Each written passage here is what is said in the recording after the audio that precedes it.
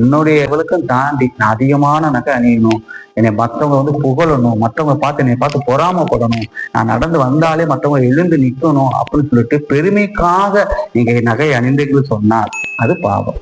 இப்போ பாருங்க, ஆண்டவர் பெருமைக்கு எதிர்த்து நிற்கிறார் அப்படின்னு சொல்லி வசனம் இருக்கிறது. அப்போ உங்களுக்குள்ள பெருமை வரும்பொழுது நீங்க என்ன பண்ணுவீங்க? ஆண்டவரை விட்டு பின்னோக்கி போவீங்க. இப்போ பரலோகத்துல பாருங்க, நான் ஆண்டவருக்கு சமமாவேன் அப்படின்னு சொல்லி லூசிபர் நினைக்கும் போதுதான் அவன் பரலோகத்துல இருந்து கீழே தள்ளப்படுறான். அப்போ நீங்கள் அணிகின்ற நகை உங்களுக்கு பெருமையை கொண்டு வரக்கூடாது. நீங்க அணிகிற நகை உங்களுக்கு நீங்களே பெருமையை நினைச்சிடக்கூடாது. நான் அவ்வளவு பெருசு தெரியுமா அப்படின்னு சொல்லி நீங்க நினைச்சீங்கன்னா என்ன பண்ணுவீங்க?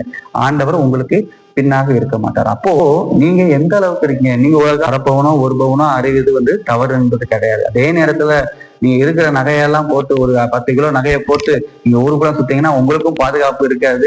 நீங்களும் போகிற இடமெல்லாம் எப்படி போகணும்? ஒரு பாடி கடை கூட்டிக்கிட்டு நீங்க அலைய வேண்டியிருக்கும்.